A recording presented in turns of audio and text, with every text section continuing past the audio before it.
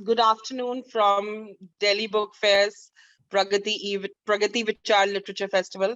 I'm Shabri Prasad Singh. I'm moderating the session today. It's a special one. We have a special guest, Mr. Shiv ShivaKumar, who I will introduce in just a minute. But this is a book launch of a book that is going to hopefully make headlines. I haven't read it yet, but I've got the copy. Once Shiv sir launches it, we will all, wave. So without further ado, I'm going to introduce Shiv sir.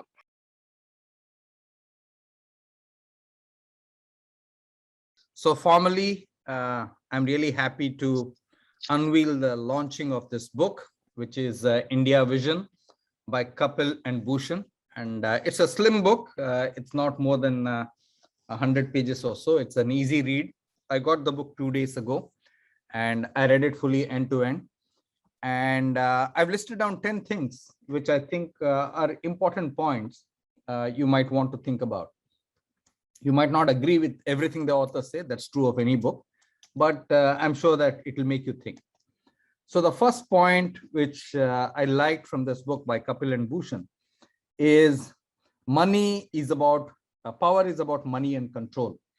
When I was studying in B school, we used to have Max Weber's theory of power, formal power and informal power.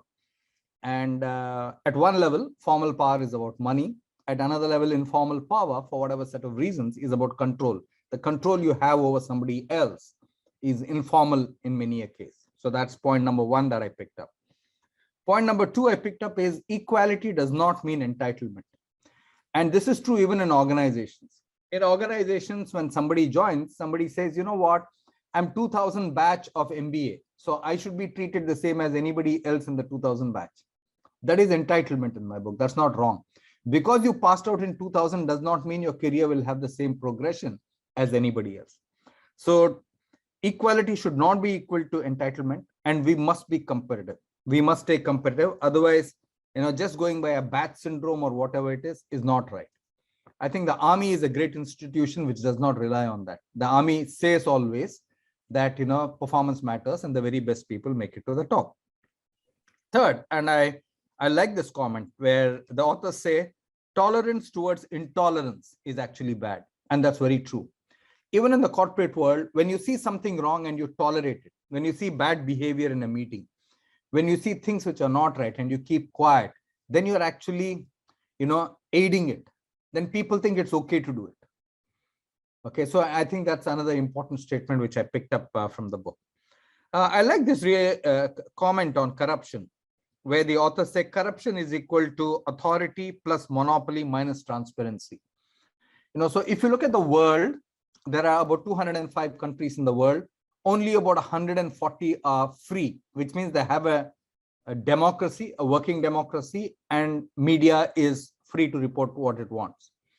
That's what it says. So there are something like 1/3 of the countries in the world which are not free. And most free countries, I would say I would draw a correlation, are corrupt.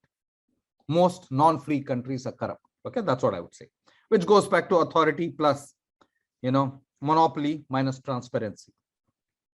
Next is a free market with regulation is the best. I agree with it inherently, but in today's world, when you have a society where the whole concept of ecology matters, I think the rules of governance around ecology have to be much tighter. And hence, a free market is good, but with what type of regulation and who actually determines that is important. In my book, it's society. When society has a role to play and society says this company is good or bad, is not doing the right thing for society, I think we have a better chance. I think simplifying tax structure is something that we've discussed for a long time. The GST is there. It's now collecting about 1 lakh crore rupees every month consistently. I think India has its own challenges. A lot of people do not pay tax, as all of us know. So the first thing is, apart from simplifying tax, getting people to invest their money back in tax, to say, hey, you know what? It's important to pay tax.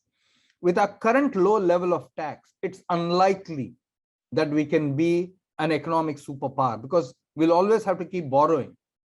in order to, grow anything, grow infrastructure or whatever it is. Okay, so it's actually good for citizens.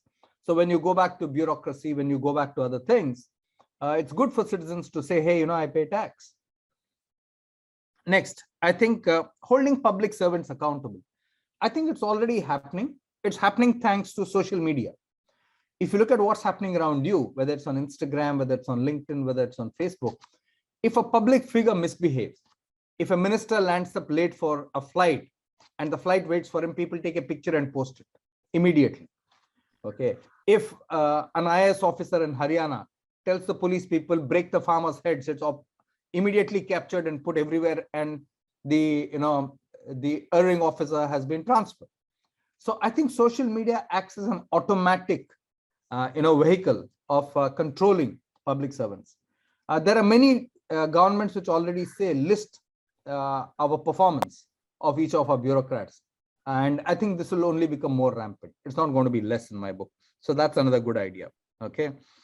Then the other one, which I'm not sure the country can handle it, is have simultaneous elections. The authors argue that there are 29 elections to the state assemblies and one national election, as a result of which we are having elections every 2.5 months. And can India truly bear the cost of these elections? The economic argument is right. I don't know how we'll do it. Okay, to have simultaneous elections both to the legislature and the national level, we will need an IT system, etc., of a very different order. So while the idea is good, now how will it play out is something that we need to think about. Okay. The other point is the authors say no freebies. And we're just coming off COVID. If you look at COVID, whether you're a capitalist country, you're a communist country, or you're a socialist country, everybody has put stimulus at the table. Why have people put stimulus at the table? Because they have recognized that they need to push private consumption. Private consumption is a very important element of economic growth.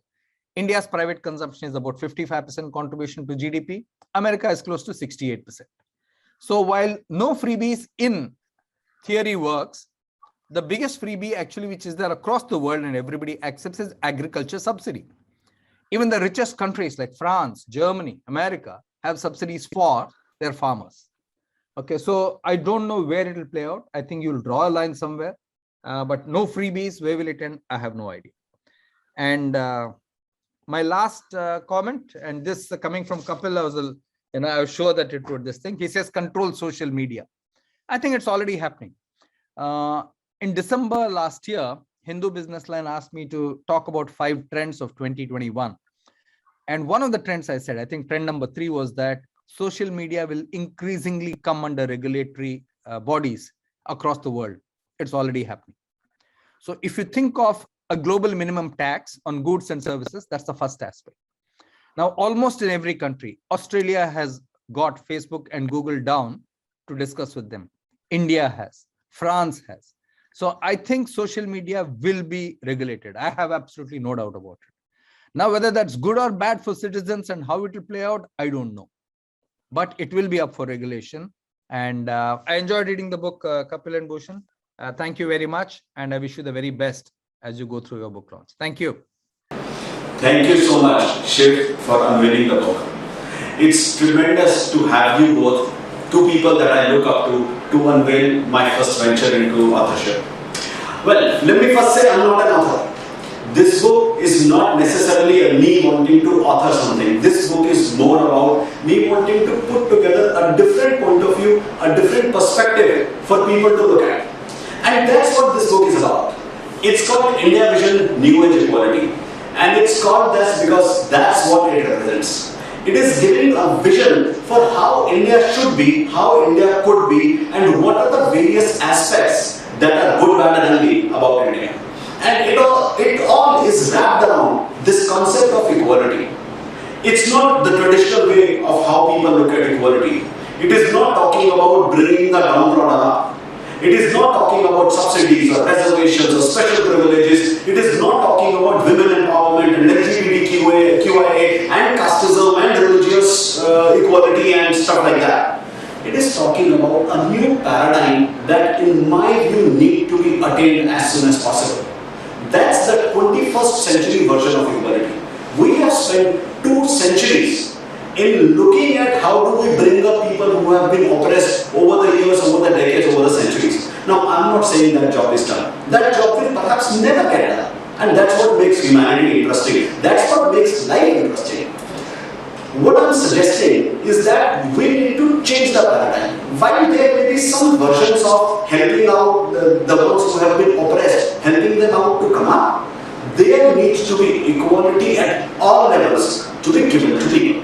And that's what this book is about. And I'm so glad to have Bhushan Bhati here with me as well. Somebody who works with me very closely as my executive assistant, has been a co-author with me in the book. And the fact that he comes as being a 22-year-old working with a 43-year-old, there is a generational gap. And I think that generational gap has really helped me solidify and crystallize my thoughts better. And it has really helped perhaps provide a few perspectives to Bhushan in his endeavor as he goes forward and moves forward in different ventures in his life. So with that, let me ask Bhushan to join us as well, and let's continue this conversation.